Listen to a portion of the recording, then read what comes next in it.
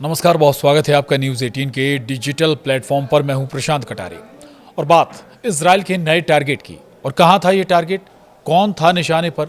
क्या Hassan Nasrallah का दाहिना हाथ मारा गया? क्या इजरायली हमले में मिशन पूरा हो गया? अगर हां, तो फिर आगे की जंगी संभावनाएं क्या होंगी? इन तमाम पहलुओं पर करेंगे बात।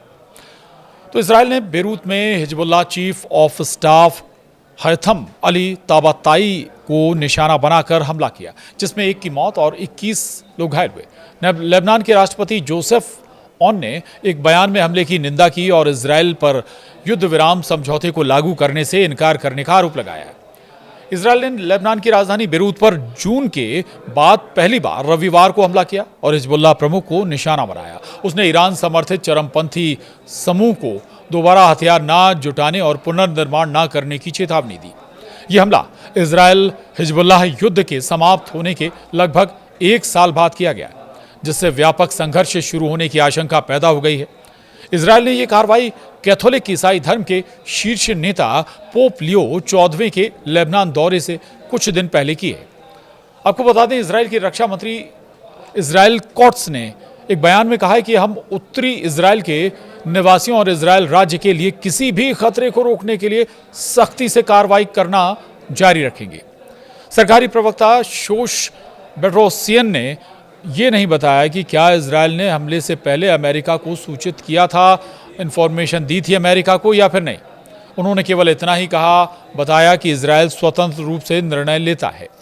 वहीं इजराइल के प्रधानमंत्री बेंजामिन नेतन्याहू ने कार्यालय की ओर से बयान में कहा है कि आईडीएफ ने बेरूत के दिल में ऑपरेशन चलाकर हिजबुल्लाह के चीफ ऑफ स्टाफ को टारगेट किया, जो संगठन की सैन्य क्षमता और हथियारों के निर्माण का प्रमुख था। सीएनएन को एक इजरायली सूत्र ने बताया कि इस हमले का मकसद हैथम अली ताबाई को खत्म करना था, जिन्हें हिजबुल्लाह में नंबर 2 की पोजीशन पर माना जाता है। सूत्र ने यह भी कहा कि बैटल डैमेज असेसमेंट जारी है और अभी ये साफ नहीं है कि ताबाई इस स्ट्राइक में मारा गया है या नहीं। यह भी जांच का विषय है। वहीं इजराइल आर्मी आईडीएफ ने एक्स पर पोस्ट करते हुए लिखा कि बेरूत में हिजबुल्लाह के chief of general staff Haytham Ali Tabei को मारने की बात उन्होंने कही।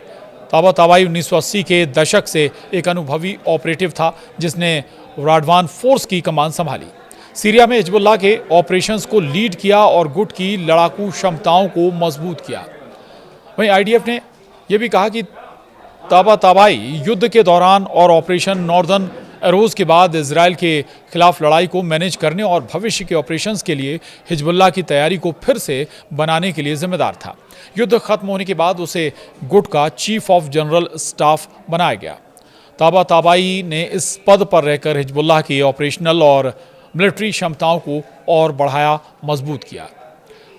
उधर लेबनान के स्वास्थ्य मंत्रालय ने बताया कि बेरूत के दक्षिणी उपनगरों में हुए हमले में कम से कम एक व्यक्ति की मौत हो गई और 21 से ज्यादा लोग घायल हो गए। लेबनान के राष्ट्रपति जोसेफ ऑन ने एक बयान में हमले की निंदा की और इजराइल पर युद्ध विराम समझौते को लागू करने से इनकार करने का आरोप भी लगाया।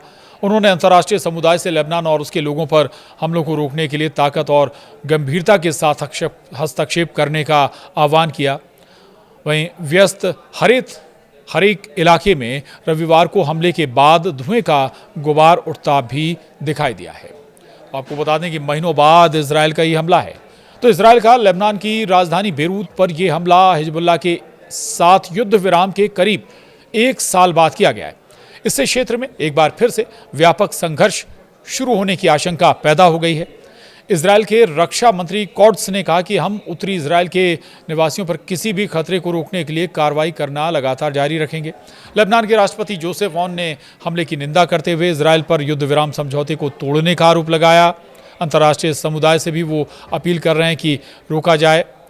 वो ये भी कहते हैं दुनिया को इजराइल पर सीज फायर का सम्मान करने के लिए दबाव डालना चाहिए।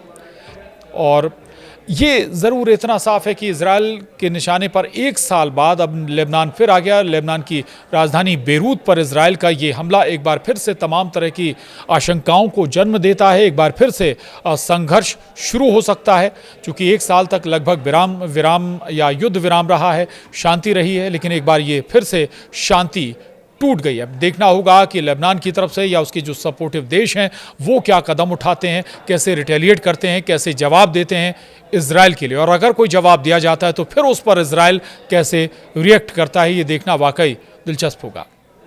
नमस्कार।